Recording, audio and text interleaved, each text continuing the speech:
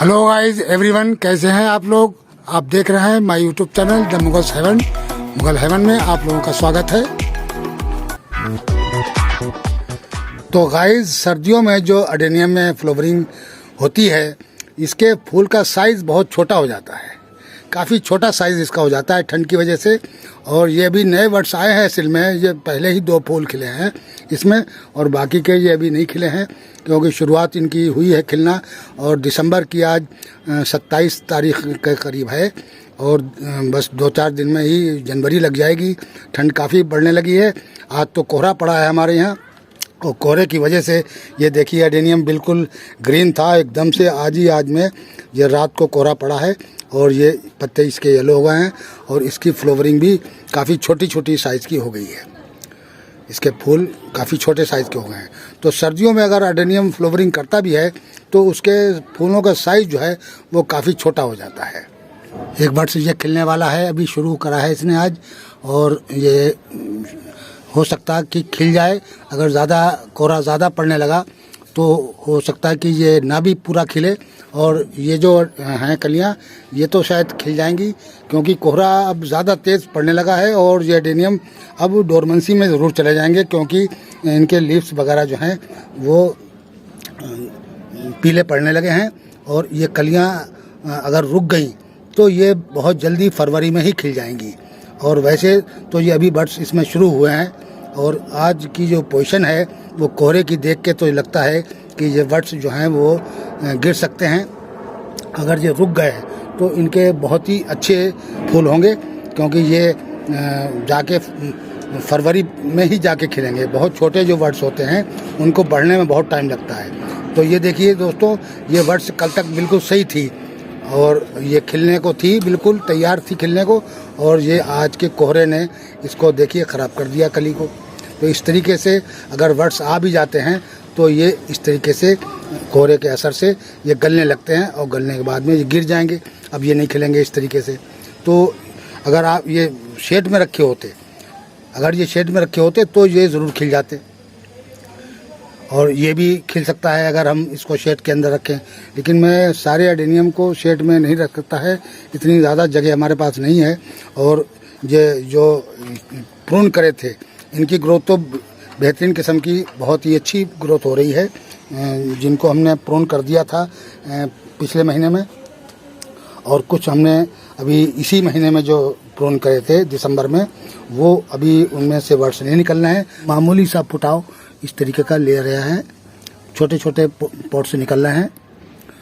और ये जैसे कि फरवरी की जो गर्मी शुरू होगी, टेम्परेचर बढ़ना शुरू होगा, तब ये जो है एकदम से तेज़ी से बढ़ेंगे, और इसमें हाथ के हाथ साथ ही साथ इसमें बर्ड्स निकल आएंगे और ये फ्लावरिंग करने लगेगा।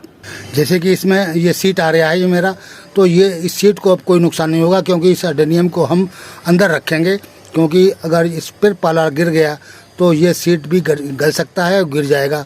तो इसको हम ज़रूर संभालेंगे, और इसको लगे हुए लगभग सीट को आए हुए 2 महीने की ये सीट हो चुके हैं।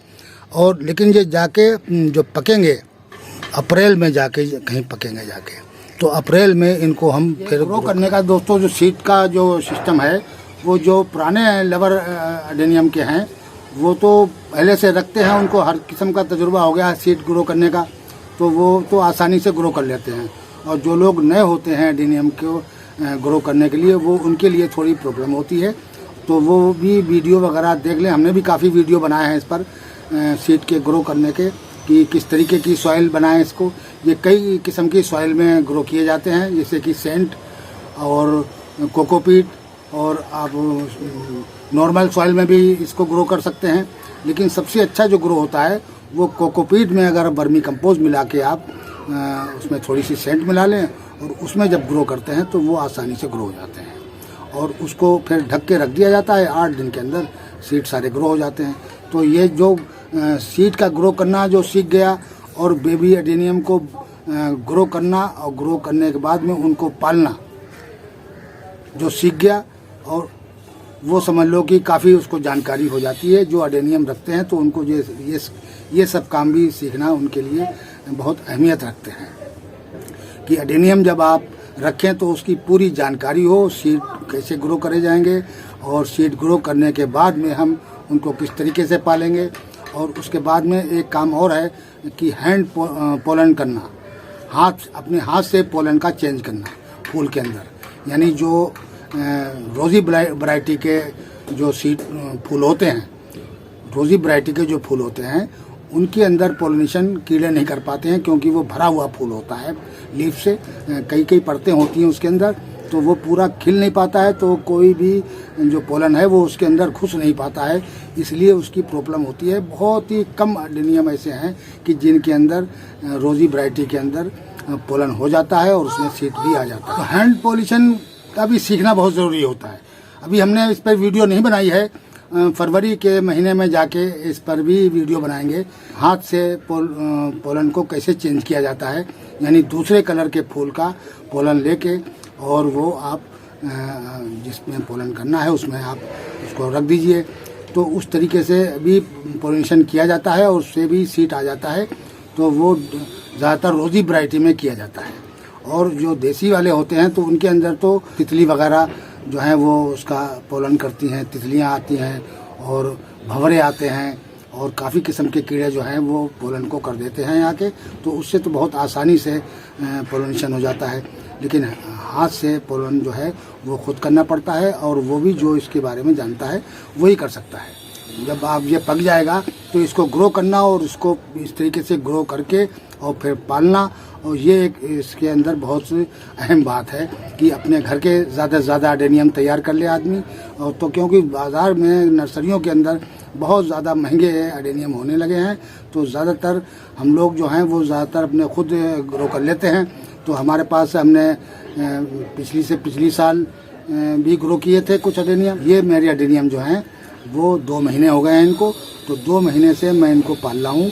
और हमने इनको इसलिए रिपोर्ट नहीं किया कि ये ज़्यादा गमलों में हो जाते तो ज़्यादा गमले हमें उठा के रात को अंदर रखने पड़ते।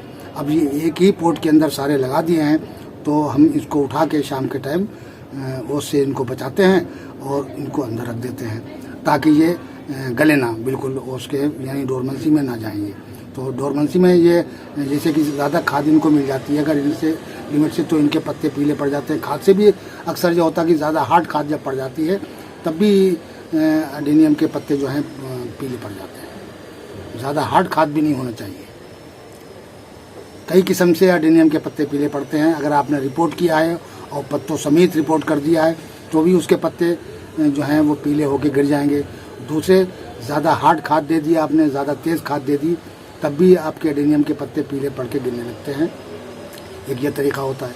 तो वैसे ये टिप्स से हमेशा ग्रो करते रहते हैं ये बेबी अडेनियम, यानी सर्दी जनवरी फरवरी में भी ये ग्रो करते रहेंगे।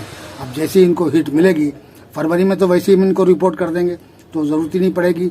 और एकदम बहुत तेज़ी से बढ़ते हैं ये, जैसे कि इनको हम रिपोर्ट करेंगे तो ठीक 1 महीने तक तो ये थोड़े हल्के दिखाई देंगे, उसके बाद में बहुत तेज़ी से ग्रोथ पकड़ते हैं। जैसे इनके रूट सॉइल में चलने शुरू होते हैं फिर ये बहुत तेज़ी से ग्रोथ करते हैं।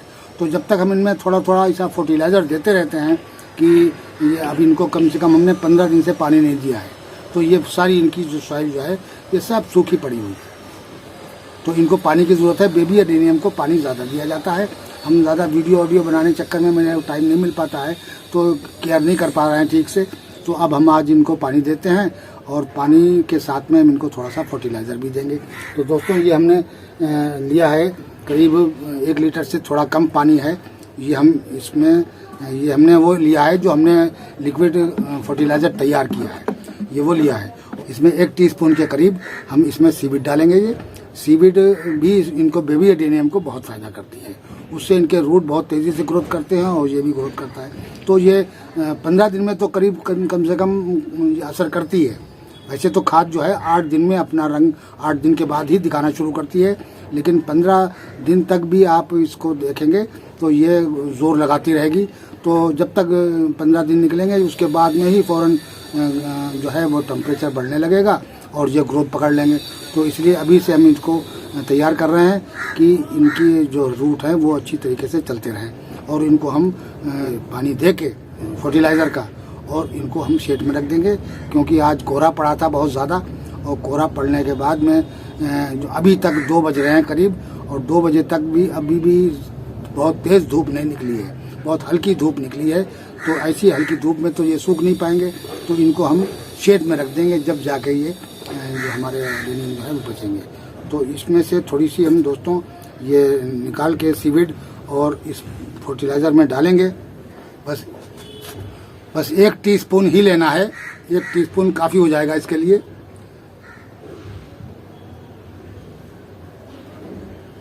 इतना लेना है, इतना बहुत काफ़ी हो जाएगा इनके लिए। और ये इसमें घोल दीजिए अच्छी तरीके से। इसका फ़ौरन कलर चेंज हो जाता है, ये ब्लैक टाइप का होता है और पूरे आपके पानी को भी ये ब्लैक कर देता है। अब इस फर्टिलाइज़र को अच्छी तरीके से घोल के और आप इसमें दे दीजिए। ये हमने इसलिए रखी है नीचे की, तो ये कोकोपीट में है लगे हुए, और अगर हम डालेंगे तो फ़ौरन सारा पानी नीचे से निकल जाएगा, तो हमारा फर्टिलाइज़र सब बेकार हो जाएगा। तो इसलिए हमने इसमें टब के अंदर रख लिया है, और टब के में रखने से जो पानी है नीचे निकल जाएगा, तो टब में भर जाएगा। वो हमारे और एडेनियम में भी काम आ सकता है ये फर्टिलाइज़र।